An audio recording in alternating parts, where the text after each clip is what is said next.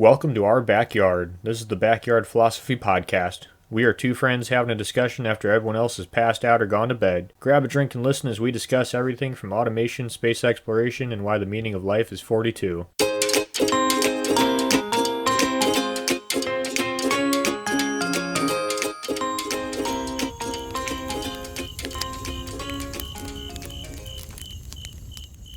This episode is going to be a real page turner. Bookmark today's episode because it's going to be a major chapter in your life. That's right. We're talking about books, and I'm killing Nick with my puns. I thought we agreed one pun. No, more puns. Never enough puns. But I'm doing good. I got to talk about puns. We're going to talk about books. I got some rum with me.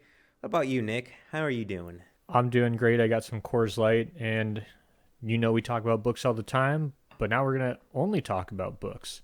I want to talk about, well, everything about books, Mike, but mostly the books that we enjoy, how we read books, why we read books, what books we've read, kind of go down a little bit of a history. I want to start out with what books did we read as a child? And I'm going to talk while you kind of think about it. So like I said in a previous episode, I wasn't really into reading, and then the first book I remember reading was a Star Wars book. I think it was like a Rogue Squadron, or there's something with X-Wings involved. But then after that, the next big thing we read was my mom would read to me and my brother Little House on the Prairie. Coincidentally, both of us ended up leaving and moving west. Don't know if that was related, but could be. And my mom is also a big reader. When we were kids, she had like a little book club, like a book reading competition between like our house and our friends, you know who I'm talking about. And so she's always encouraged me to read. My dad likes to read too, but I'd say my mom is the bigger reader. And then when I started reading by myself a lot more, I'd say this is a book that I don't know if I realized the effect it had on me at the time, but looking back now, I feel like this book may have had a big effect on my own life. I don't know if you've ever heard of Jean Craighead George. Not a bloody clue. She wrote the book My Side of the Mountain about a kid who ran away and lived in the Catskills by himself with the raptor that he trained and taught to help him find food, and kind of the struggle of living out in the woods. And I was thinking about it the other day because I've always been trying to get out into nature. Maybe that's just because of who I am, but a lot of the books that I read growing up, it seems like pushed me into this living outside role now that looking back in the future at the past. Well, I was kind of a opposite beginning, Nick. I've always been in love with books. To be honest, I've always been kind of a little bit of an outcast. So books were a natural vice to go to. For me, growing up, Magic Tree House was big when I was like little.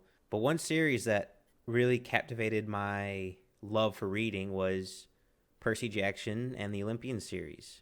That series of books by Rick Riordan, I absolutely fell in love with. And that was the first time I can ever remember waiting for the opening date for the next book to come out. Like I was counting down the days until the next chapter in that series comes out. That solidified my love for reading, especially since that happened at a young age. I believe I was before middle school when those came out.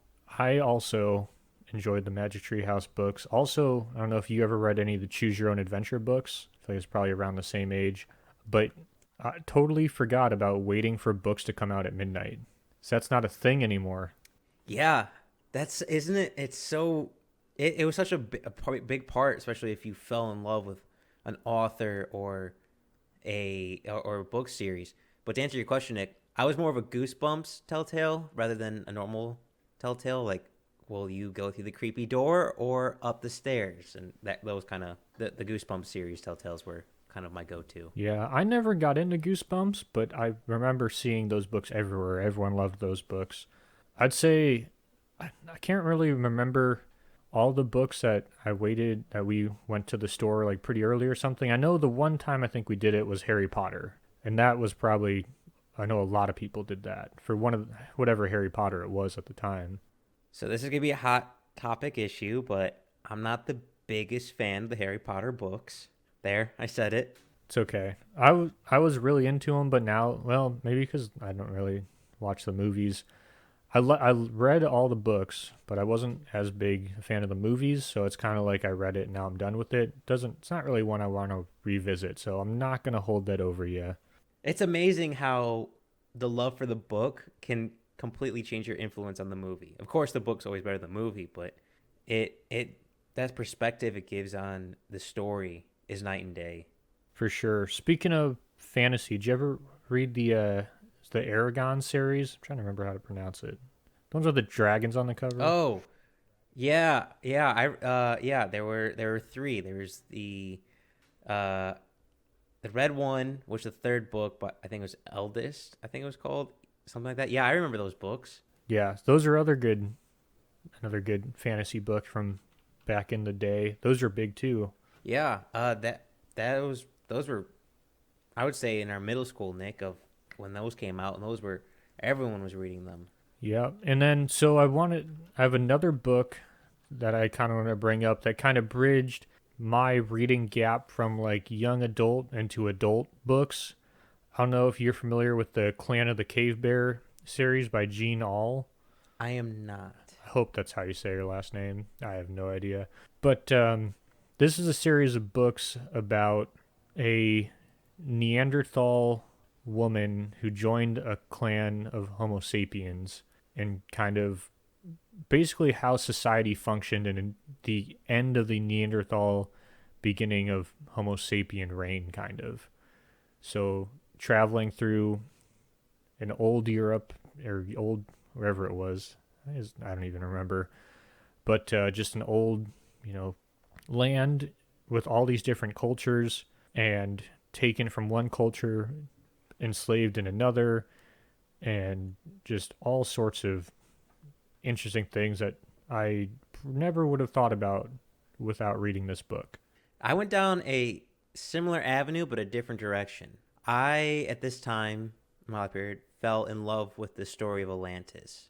Absolutely love the idea. I think probably the Disney Atlantis movie had a big influence on that, but I was just going to say, that was such a great movie. yeah, but I decided to dive into it, see if maybe I could find Atlantis. I read at this time Plato's Timaeus and Critias, and I'll tell you this, Nick, when you're about 11 years old reading ancient Greek texts from a philosopher, it really messes with your thinking abilities because you're like, why does anything matter? Why? What's the point of lit? Like you reflect upon the world very differently, especially when you're that influential and that kind of sponge age. Yeah, that's I'd also say the same thing with the Clan of the Cave Bear. Definitely changed how you think. Just, you know, you see situations that you would never have. I mean, you could potentially, I guess, in some sort of way, but that you're not thinking about when you're a teenager. That's completely, you're exposed to something you'd never think about, and I feel like it takes your brain places that, you know, it's good to think about those things. You know, expand your mind. That's what books are all about. I think. Actually, that's a good question. What's the purpose of books? Well, before we get to that, I want to ask you a question. You said this is our time in high school about expanding our minds. Well, high school tends to force students to read. Granted, it's usually not the best books. Actually, I would say almost none of them are any good. But if you had to choose one book when you're developing your mind in high school that you were forced to read, what book would that be? So out of the books I read, there's two books that come out to me. So one would be The Odyssey, and the other would be The Giver. See, that's very interesting to me because I knew the story of the Odyssey before reading the book. Probably watching like the Sci-Fi Channel when I was a kid or something. Wasn't a big fan of the book. Granted, I haven't read it since then, so my opinion probably has changed. So I wasn't a fan of The Odyssey then either, but I feel like if I reread it now, I would get a lot more out of it. So I think, and I did enjoy the discussion on The Odyssey, and this might be more of a teacher centric than opposed to like the actual book carried it. I think because what I enjoyed about the Odyssey was the discussions in class, not as much as the actual story. So if you're going purely story, it'd probably have to be Giver. But I also always kind of wanted to go back and reread the Odyssey as an adult because I feel like it'd be different than what I read it in high school. Oh, absolutely. I haven't, like I said, read the Odyssey since high school, but I did have read the Iliad when I was in college just for fun. And since, the Iliad leads to the Odyssey, and I like the Iliad quite a bit, made me think on the determination, the influences, the drive that mankind has. That was stuck with me. But I do like your answer with The Giver. I read that, I think, before high school, for my middle school, and I really enjoyed that. I think that was more, though, heroism rather than the meaning behind the story. Like, oh, you're the chosen one, so to speak. Anakin, you were the chosen one. You were supposed to bring balance to the Force, not destroy it. Well, speaking of destroying and books in high school that we were forced to read, for me, it'd be either Lord of the Flies or Hamlet by Shakespeare. Those two books taught me that mankind is dark, but sometimes it's good to be dark. Especially with Hamlet, I relate to that on a personal level. But the idea of setting a chess game so you can act like you're crazy. Granted, you don't see all the consequences, like you're having your girlfriend kill herself and float down a river, or your best friend go mad. But the idea of this avant-garde revenge and trying to move chess pieces around to control the board, that really appealed to me. Lord of the Flies, because it's just chaos, and I absolutely love chaos. I thought Lord of the Flies, it was higher on my list. I didn't really enjoy it, but I also did not like my teacher in that one. And I feel like that would have been a better one to read if I had a better teacher who was more willing to have an actual discussion, not just, well, this is what I see in Lord of the Flies, so this is what you all see. But I did enjoy that fact that that's so my dad. I had read a lot of books like memoirs and people in the military at that time, so I had I guess seen or read about like some of the, like whatever that happened. But I do think you're right. I think it was good for people to see like the dark side of humanity because that did make a lot of people in our class uncomfortable. Well, I really, as dark as it sounds, I really enjoyed it because it took children who are supposed to be innocent and pure and turned them into cannibals. Like, it showed that we are corruptible, we're changeable. And I think having just people general when you're reading books, people are really good at ruining things for other people, and books are no exception to that. And man, bad teacher or two have definitely put me off certain books that if I didn't have them, I might have liked it. You ever have, this is a little bit off topic, but someone in our class, their mom, Mrs. Wilson, we were reading some book, and she came in and was a sub for like a week, and then everyone loved the book after hating it all semester just because of how she taught it. It's true. It's just how you put a spin on it. It's that, like, Brave New World. That was a perfect example for me. I hated reading that book in high school because my teacher made it miserable. Because I disagreed with the teacher on a lot of the viewpoints. And when I got to finally reread it when I was out of high school, I'm like, oh, this is actually not a half bad book. Yeah, it's people do that.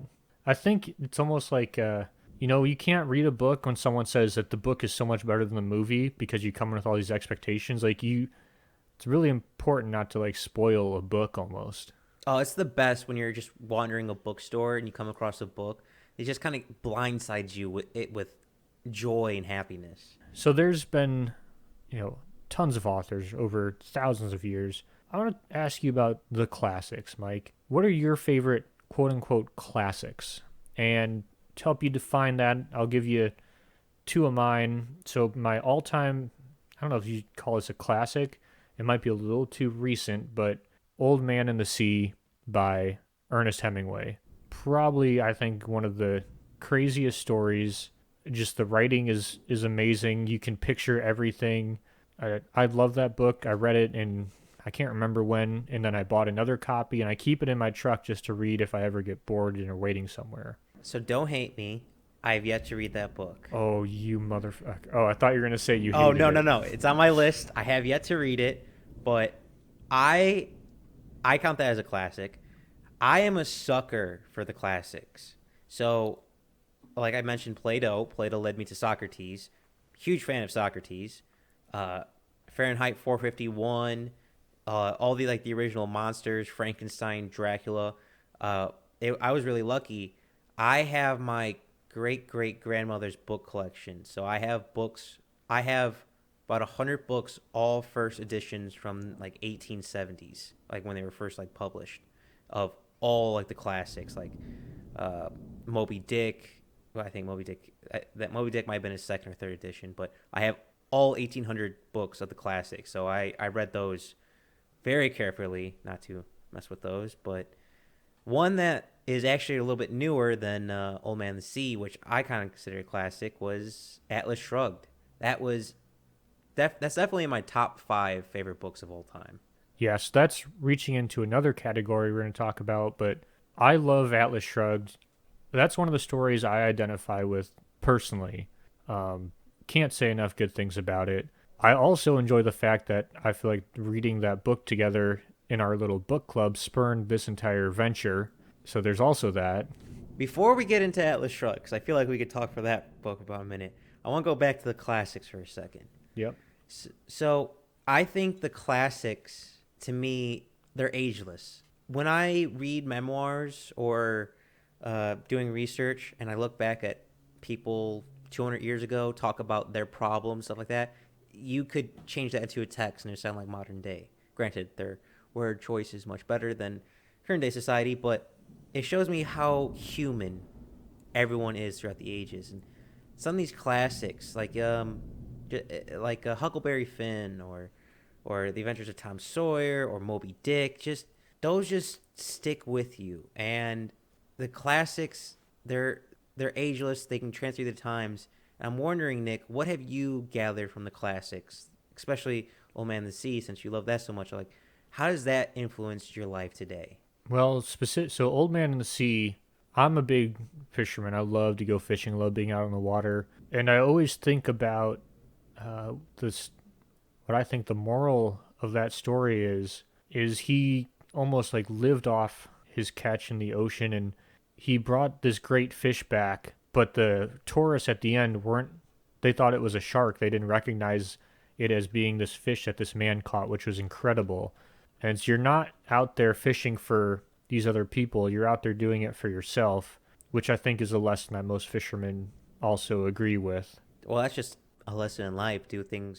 Don't play the gallery. Do things for yourself, not for others. But yeah, and also the struggle. Like the struggle in that story was for being a book that you could put down and pick back up in the same exact spot. Even reading it the second time, when it gets to the fight with the fish, I can't put it down. And then even after he catches the fish, trying to get back to shore before it spoils and keep it from the sharks and the birds, I have to read the entire thing. Like I can't, I can't let go. Isn't it the best feeling though when you know you should go to bed but you can't stop?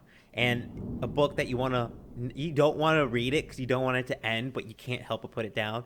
I've had days where I've accidentally finished a book an entire day. Like you just can't put it down. It sounds that is your golden finch, Nick. That book is your golden finch. Yeah, luckily it's a short book, so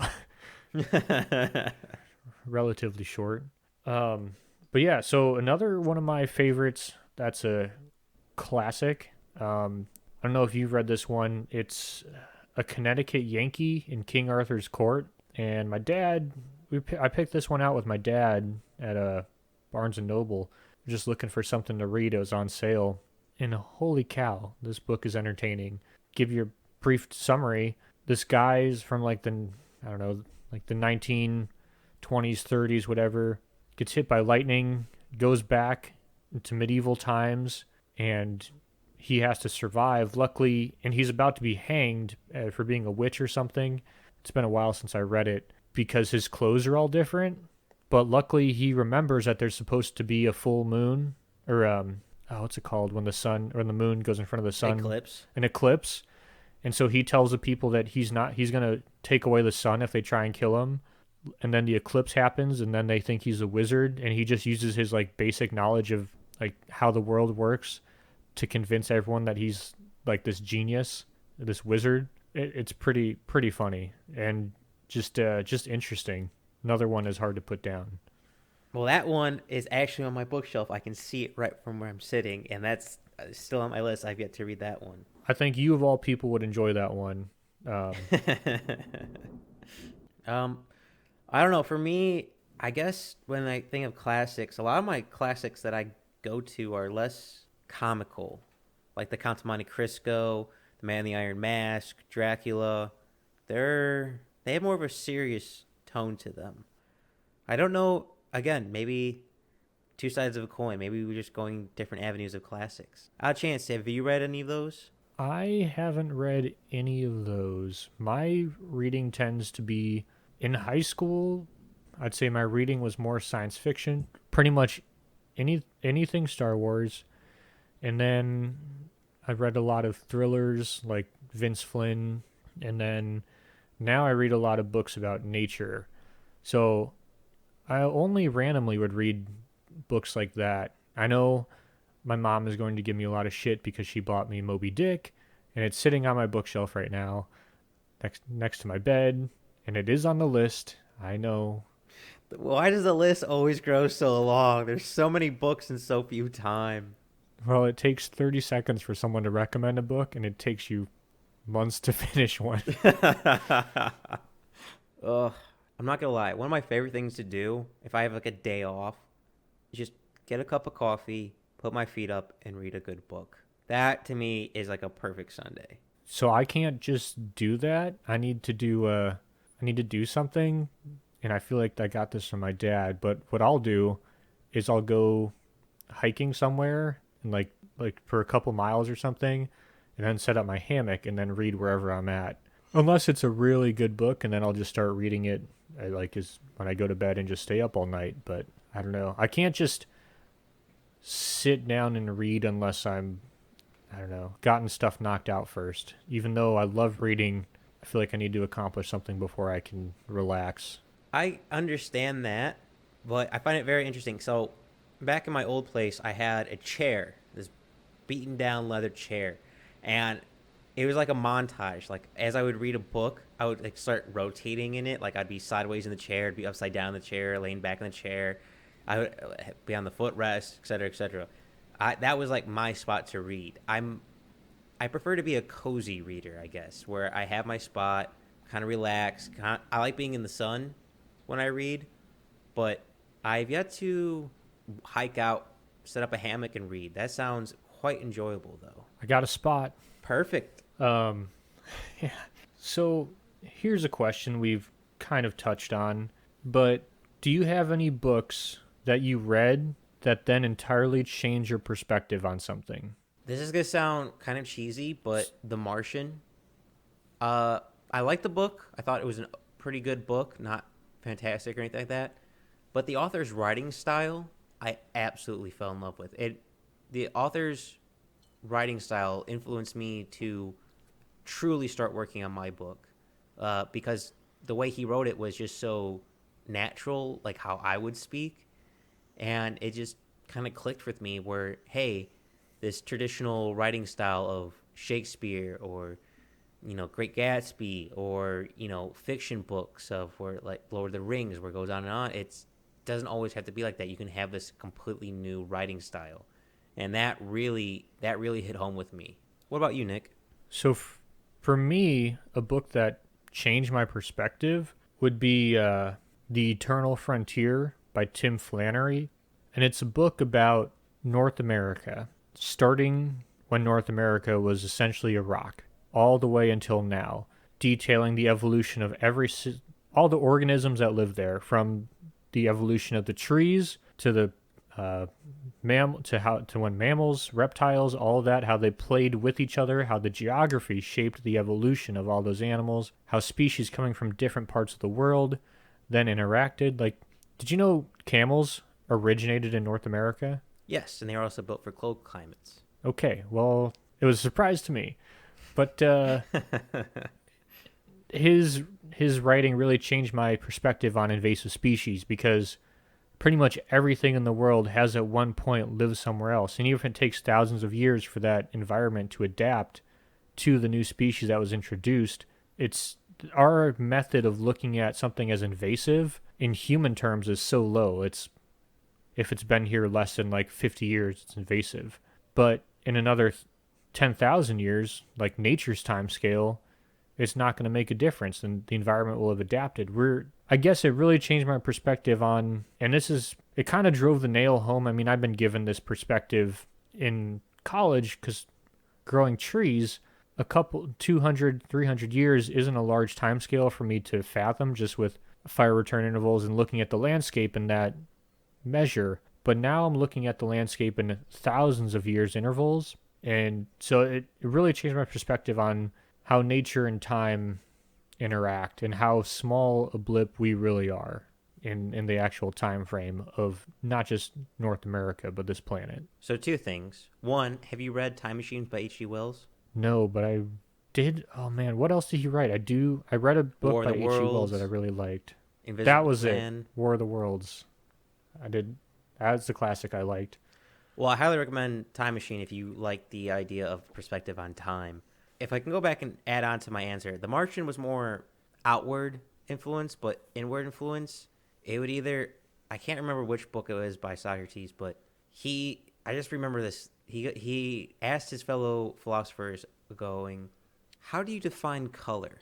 That simple question to me stuck with me, and I still think about it. Where some things in society are just quote unquote a given, but why are they given? That book, Socrates alone, taught me to question everything, to think outside the box, to think, was it really like this? Why is things the way they are? And another big one for me was Fahrenheit 451. Realizing that, to me, it for the first time in my life, it wasn't the good side, the good guys, quote unquote, weren't the good guys. You could be a villain but still be on the righteous side. And I gathered that a lot from that novel. Yeah, so there's a lot I want to say to that, but so definitely read all the Star Wars books. People are gonna talk some shit, but there really isn't a morality discussion like there are in a lot of Star Wars books. Because you have your good, right? Like your Jedi, obviously, but their morality is so different just in between Jedi and all this stuff. In what is good and who is the good guy. I mean, a lot of the books focused on the bad guys and made them the good guys, and so it really gets blurry. Just underrated. One of my favorite sci-fi authors, Karen Travis. She's a great author. Just wanted to give her a little props there.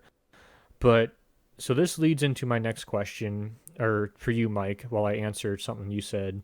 So books that impacted me internally, I read a biography of Teddy Roosevelt, and I was just like, he didn't spend any time wasting time. He was always doing something, even though he had asthma, which was an actual like illness back then, like he was actually afflicted by it, but he was always doing something. And so that kind of made me look inward to see if I was always doing something. And then this is my next question. I love books on Teddy Roosevelt, obviously because he was one of the greatest presidents, and I love all the books on him. Do you think that I like the authors that write about Teddy Roosevelt, or you can be a bad writer and write about such an interesting topic that the book is always good? I think the latter, because I'm the same way with Leonardo da Vinci. As you are for Teddy Roosevelt novels, I am for Leonardo da Vinci novels. The amount of bibliographies written by Leonardo da Vinci, not by, but on Leonardo da Vinci, the information is not going to change. He's dead. There's not really new evidence coming out, but I still read them and I still love them every single time. Like I really like Walter Isaacson. Sorry if I pronounced your last name wrong, but his bibliographies, love them, and the one on Leonardo da Vinci, absolutely loved. Well, that was an easier question than I thought. But I think we kind of skipped it. I wanted to just ask it because I have it written down in my notes. But I feel like you were a Tom Clancy fan growing up. Oh man, how could I not mention Tom Clancy? Yeah, I read a lot of Tom Clancy. Good. I just saw it. I just saw it on my list. I'm like, we didn't talk about him. He definitely deserves some recognition. Yeah, I definitely read a lot of Tom Clancy. Like I said, when along with Vince Flynn, I kind of went for another good one, Clive Cussler. Probably, if I had to say author that's provided me the most joy, it'd be him. Clive Cluster. I'm trying to think what books. The Dirk Pitt novels. I don't think I read those. God, Hey, you're missing out on life. Okay, so I'll give you kind of the backstory. So Dirk Pitt works for NUMA, the National Underwater Marine Agency, kind of like hey Nick. a mix between NOAA and the Coast Guard. Hold on. He's basically an archaeologist who occasionally fights terrorism and like a botanist or a biologist as well. So that's where He's your like a love of scuba trees diver. come from. He's a scuba diver. He's more like I said, underwater. So he's more like reef fish and algae and plankton kind of stuff. But like I said previously, like everyone, I wanted to be a marine biologist growing up because I thought I'd just get paid to scuba dive. So close, yet so far. Still kind of a biologist. But I just looked up Clive Cluster. He actually grew up about an hour away from us, Nick, where we grew up. I also love him because he always puts himself in his books. Oh, a little wink, wink. I don't know if you ever have an author who does that. Like, yeah, and he always helps Dirk Pitt do something, the main character, and then Dirk Pitt's always like, man, that guy looks really familiar, but I can't remember. And he loves classic cars, so he's always putting classic cars in his books.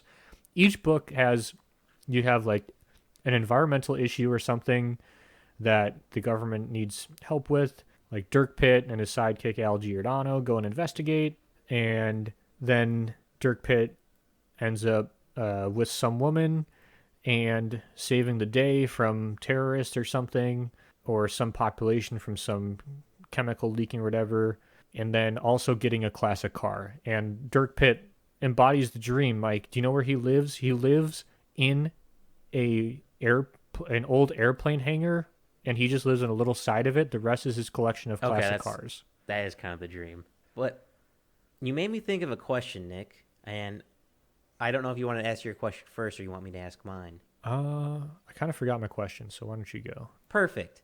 Have you ever watched a TV show or movie, then read the book? I'm trying to think. Because, one, American Gods, for me, love that book. The TV show is pretty good, too. That was one of them. And one that's on my list is a TV show we're both big fans of, Nick, The Expanse. Those books are now on my list. That's what I thought of, too. I was like, man, I watched The Expanse. I should probably read the books. But, I mean, not that I can think of off the top of my head. If it counts, I mean, I saw Star Wars and then read the books, and I read like occasionally some Halo books, but nothing really that I saw and then read the books. What about you? Maybe it might jog my memory. What series or movie did you see and then read the book? The American Gods, that one forever sticks out in my head. That book, after I watched like the first 2 seasons, figured out it was a book, got the book, finished the book within 24 hours. I quite enjoyed that book, and I highly recommend it to everyone. That one really stuck out with me.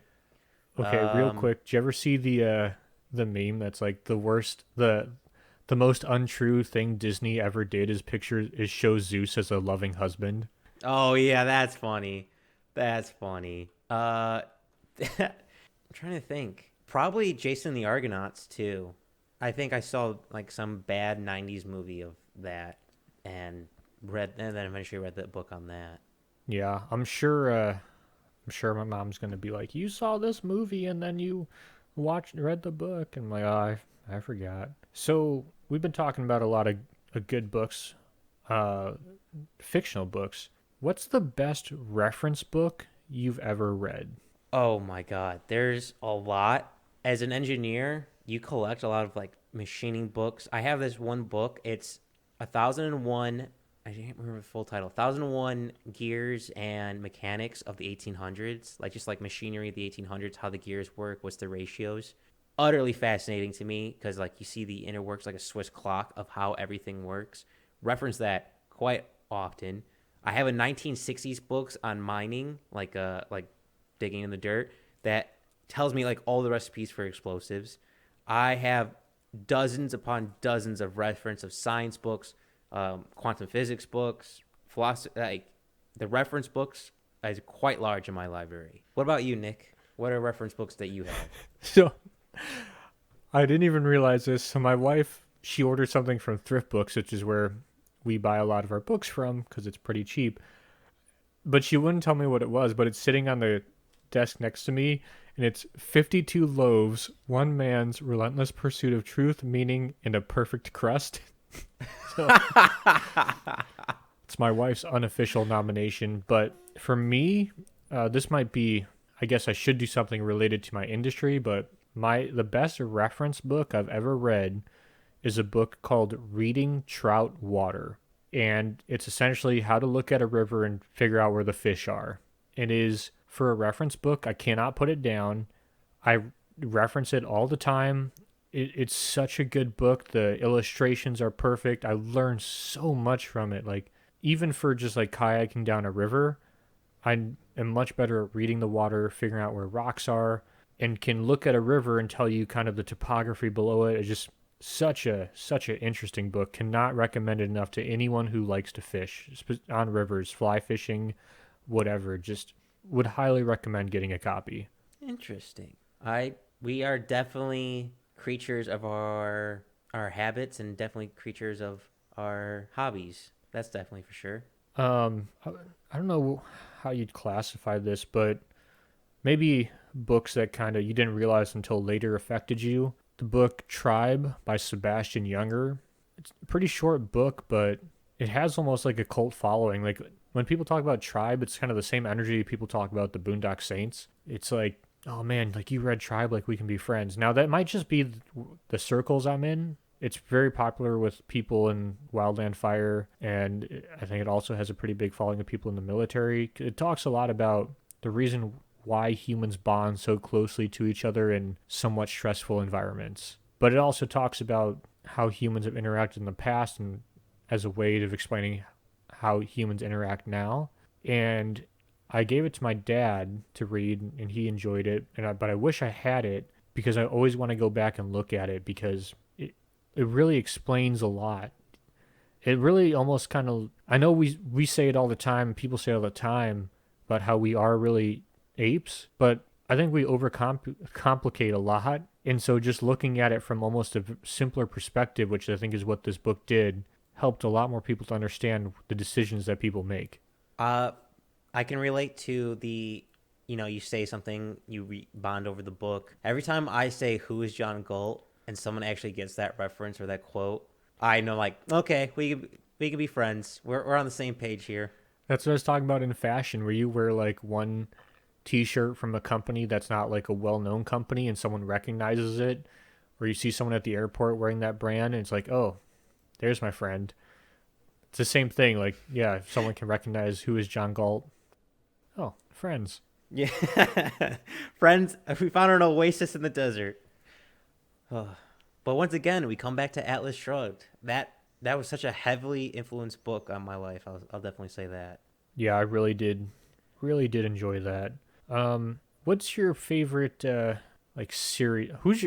Do you have a favorite author? Favorite author is kind of like choosing your favorite child. It's kind of hard. I mean, just for nostalgia and childhood, Rick Riordan, the Olympian series, because the little kid in me forever loves those books. As an adult, probably Peter Diamond's. He writes, him and his co-author, I apologize, I should know your name. I've read, I think, every single book of yours.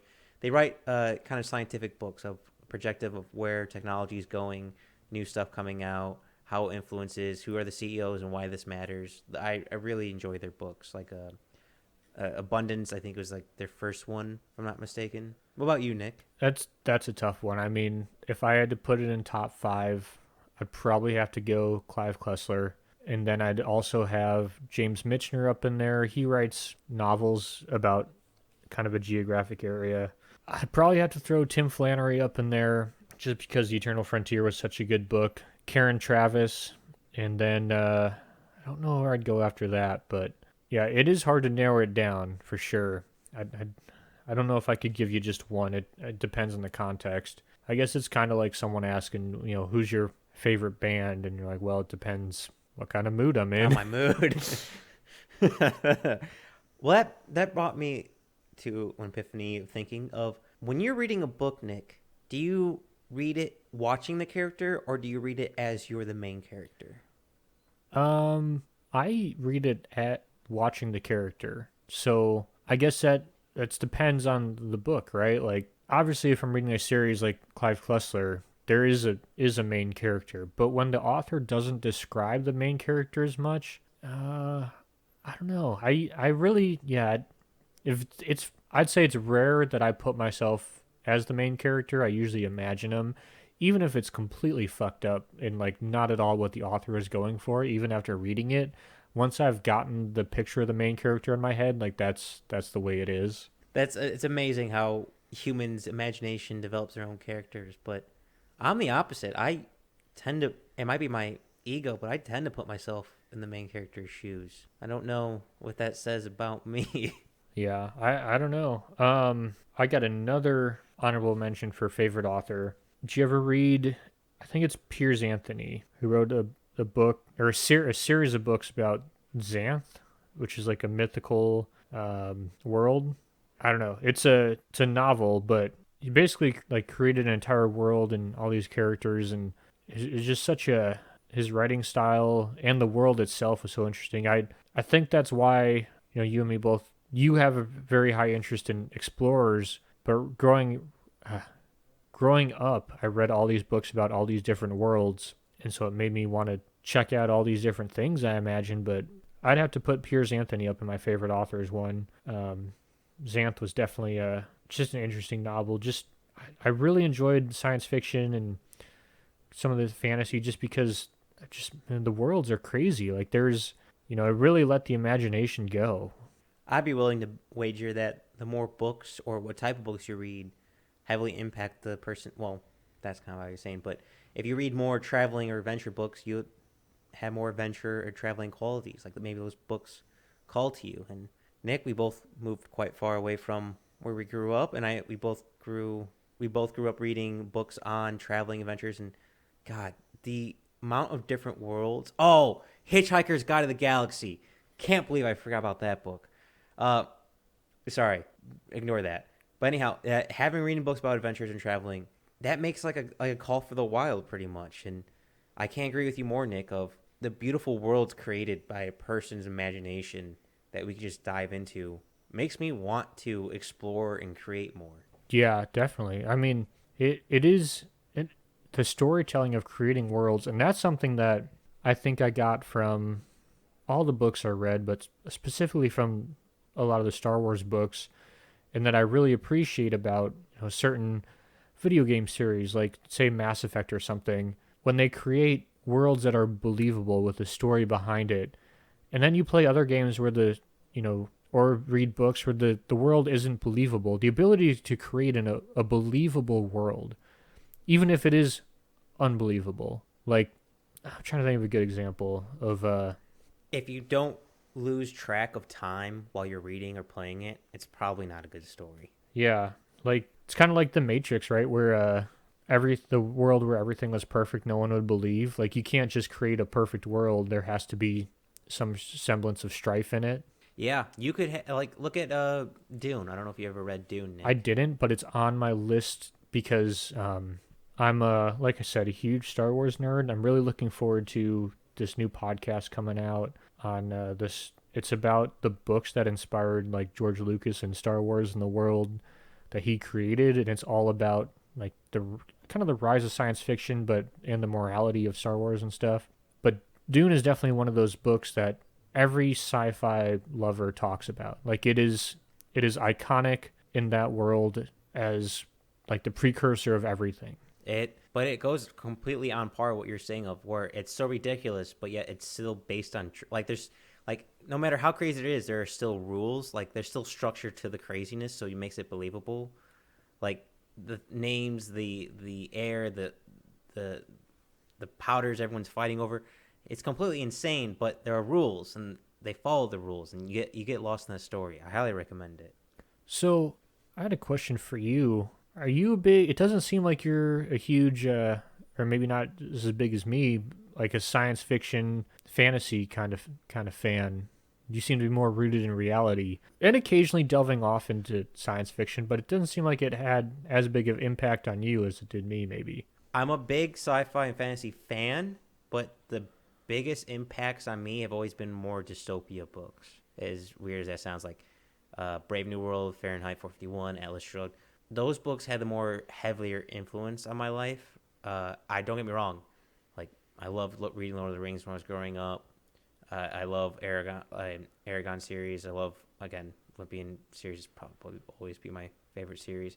I've always loved the fantasy and sci-fi categories, but the heavy impacts on my life has always been the dystopias. Well, good thing it's 2021. You must be loving this. Honestly, this is the apocalypse. This is a pretty shitty apocalypse. Like, where's the Mad Max? Where are the guns? Well, the you hot can't just go chicks? Where's... straight into Mad Max. First, you have to have But Mad I Max want 1, and then you get Road Warrior, and then you go beyond Thunderdome, Mike. There's an order to things, and you have to observe the order. Fuck that. I want Fury Road, and I want it now. That's even farther in the future. This is what's wrong with millennials these days, I swear. No, but sci-fi books and fantasy books, like American Gods fantasy books, which I mentioned a little earlier, sci-fi books. My sci-fi quickly transitioned into real science. I mean, I don't get me wrong, I love sci-fi, but sci-fi, that quickly turned into like, oh, there's truth behind this. There's truth behind teleportation. There's truth behind lightsabers. There's truth behind flight. There's truth behind aliens. And I quickly drove the science fi into, hey, what are the actual physics of it? What can be done with this? So don't get me wrong, I have a love for sci-fi, but I don't know why they were always more to kill a time or just to enjoy a book. They never really hugely impact my life, which sounds quite different for you. It sounds like they are nothing but huge impact on your life. So here's kind of a random thought I had talking about kind of science fiction. I liked books about regular people almost more than the books about like the Jedi or the hero. Specifically, like in Star Wars, like I like the books about the clones. I like the books about the people. I like the books in like the memoirs from Vietnam about like the regular people, not the generals. Do you like books about, I mean, you like books about scientists, but is that something you've been interested in or kind of found yourself gravitating to, of who you read the books about like the hero who does everything, or about like the kind of regular guy who kind of goes along and he's the hero of his own story, but he's just playing a part in a larger story? So I think both. The characters I tend to be drawn to are anti-heroes, where those are my favorite type of characters, and those are the ones I gravitate to. So I can see like having like King Arthur stories, I've read, where it's just main person continues on doing that. That's it.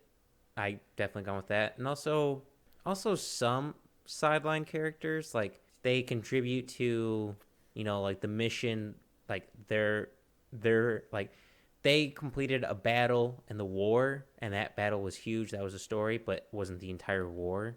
But I'd have to say I kind of tend towards the traditional main hero, like the common man thrown into an uncommon situation has to rise and becomes the lead. Yeah, so and I love those books too. The example to that, the book, The Big Burn, about the 1910 fires. There is a lot of ordinary people who got thrown into extraordinary situations who came out on top. And it obviously is a good book, so it talked about Teddy Roosevelt, Gifford Pinchot, a few other people at the beginning of forestry, but it talked about how people reacted to a fire that spanned from Washington through Idaho into Montana over the course of a day and a half. Like, it was immediately one of the largest fires that had ever been seen. It's a 1,000-year event, very uncommon, but in what normal people did, who just, like you said, were put into extraordinary situations. And then you obviously have to wonder, what would you do in that situation? Even though it's a completely real book, it's almost like a fantasy because of trying to figure out how you would play a role in it. And it has one of my favorite lines from Telegram, there's a forester trying to set up a camp and maintain control of this camp inside a national forest, and he said like there's two ugly prostitutes who I can't get to leave the land. What should I do? And the telegram back just said, find nicer prostitutes. I forget exactly That's the a wording good they one. used is a long time ago, so whatever is the fancy word for find prettier prostitutes is what it was, but definitely a good one. Yeah, I guess that's like I mentioned earlier. I tend to throw myself into the hero's position in the novel, and always before the next page, I'm like, what I'm going to do in this situation? I run through scenarios in my mind quite often. So maybe you throw yourself into the main character's shoes more often than you That's think, true. Nick. Here's another book that I really enjoyed. The Forgotten Soldier is a book about a German soldier on the Eastern Front during World War II. And it's just like a normal guy put into extraordinary situations. Just, I know it's taboo to talk about the Germans in World War II, but these were people. And just what they had to go through. I mean, remember, they were starving to death and they had to, kill and eat a horse, and they're trying to get their vehicles to move, and so they all had to pee into it to get it to go because it would run off literally anything. They just had no liquid available. Just like a normal guy, not like a general or anything. Just what are you going to do in this extraordinary situation? An extraordinary situation, I mean fighting the Russians because that's fucking terrifying. That is, yeah. Pack your winter clothes because no one invades Russia. No, I think that's just human nature to throw yourself into their shoes and figure out what you would do and not do. That's I think a very human thing to do, to run through scenarios in your head. Because hell, I do it in the showers. I do like fake conversations. Granted, it might stem from just a basic human need of like, okay, if this scenario happens, this is how I handle the scenario. And books with wild imagination worlds might be a good thought experiment for the human minds to develop and grow. Yeah, and I mean that's as far as we know what we do when we sleep, right? Just run through scenarios. Maybe books are just our dreams come to life. I don't know. Have you ever? This is I don't even know what you would call this genre, but it's a genre that I'm really interested in that is probably reflected in most of our podcast. But I love the story of how a single thing changed history throughout time. For example, the book that I first read was called American Canopy, and it's the story of forest, timber, lumber, how it affected the United States from its before its birth to now, just like the history of wood as a commodity, of how the wood in the United States was valued for shipbuilding mass that helped Europe win all these wars, why it was such an important thing for them to hold on to, the relationship between the U.S. and Canada fighting over wood, how World War II, the United States supply of spruce, helped give the Allies an edge in the war, all these little things. And then the next time, talk about in the bees, I read this book, Bees in America, about the same thing, the history of bees and how they shaped the history of the United States, that really just explore how little things, even if whether it's bees or lumber, but just almost how small a thing can be and how large an impact it can have. About there's all these things in our life that we don't know are impacting us right now, but have actually pretty large effects, even if we never think about it. I would say those would be like butterfly effect books. And Nick, you're talking to the guy who's literally researching pineapples right now. So yes, I do in fact love those books. Yeah, that's a perfect word. I love that butterfly effect books because it is just one little thing and how it's played out through time. But it's crazy to me, and I think it also the message there is so great, right? That this little thing, whether it be a tree, species of trees, or even just bees, the effect they can have on a nation in the world is pretty insane. And so it's almost like even if you don't realize it, your effect is larger on the world than you think. I can't remember the title of the book, but it was talking about like how Rome went to war one time because some far off country like had a bad harvest and it caused the grain prices to peak in that area, which then caused other people to look for other food sources, which then caught them invading, and then that caused like this ripple effect of war just because someone had a bad season of crops.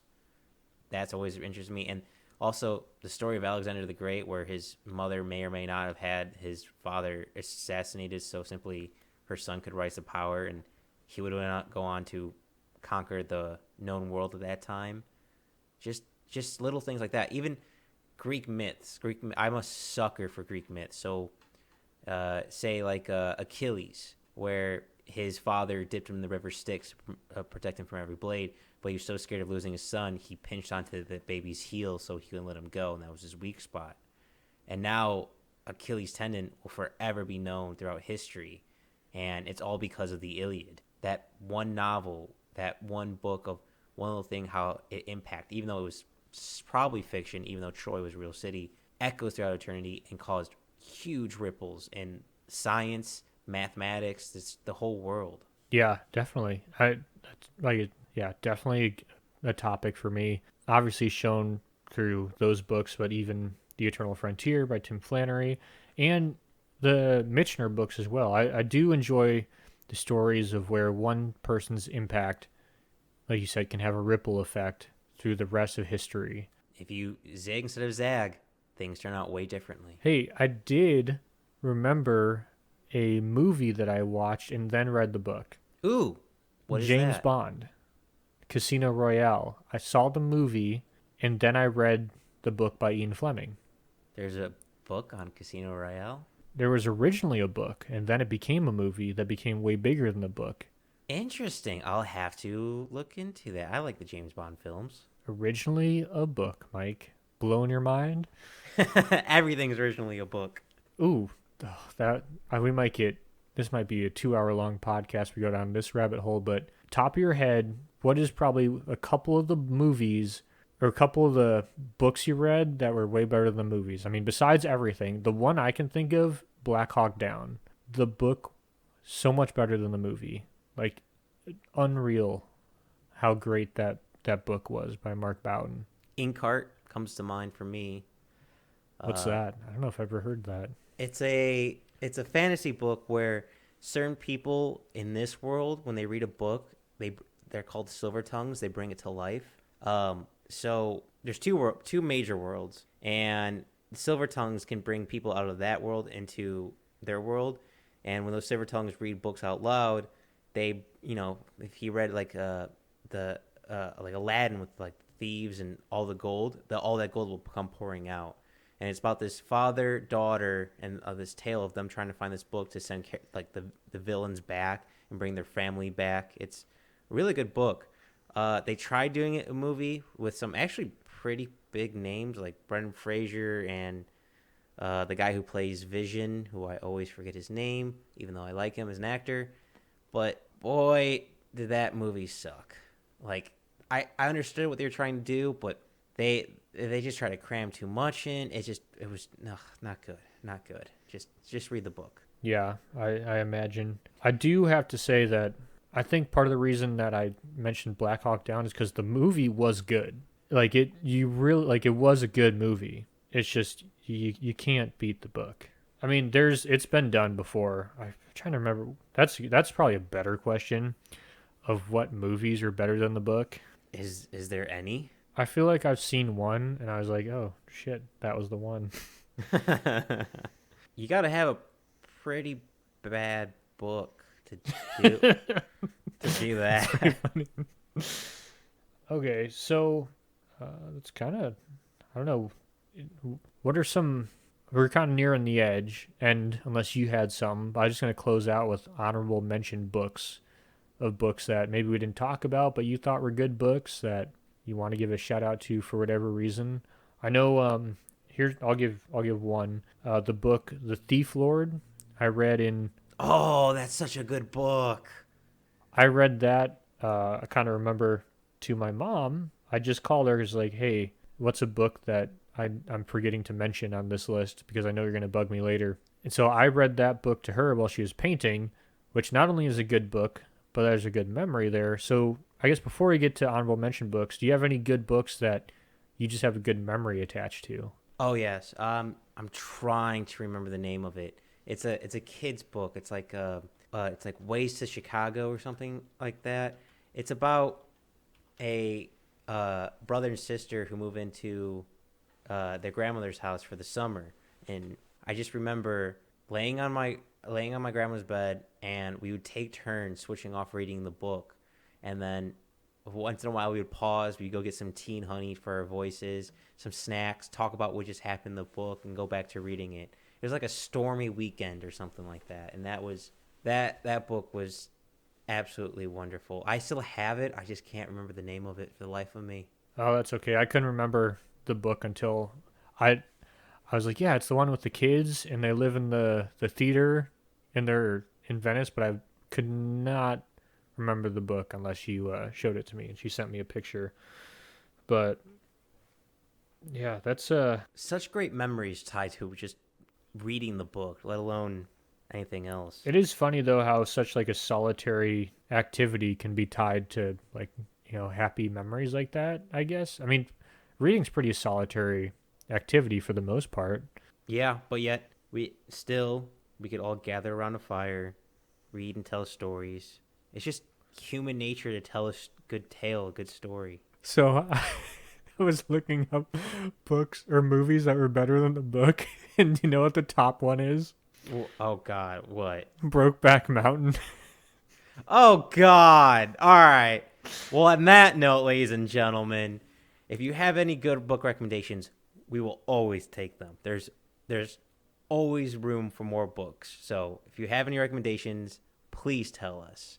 And Nick, besides you being in Brokeback Mountain, where can they find us and tell us what books to read? Find us on Instagram or YouTube. But yeah, send us. Can they find us on You Twitter? cannot find us on Twitter because there's no reading that goes on Twitter. We just spent about an hour talking about how much we love the written word, and 240 characters is not enough to get your intro, your rising action, climax, and your falling action in there. So we're just going to skip all of that. Thank you all for listening.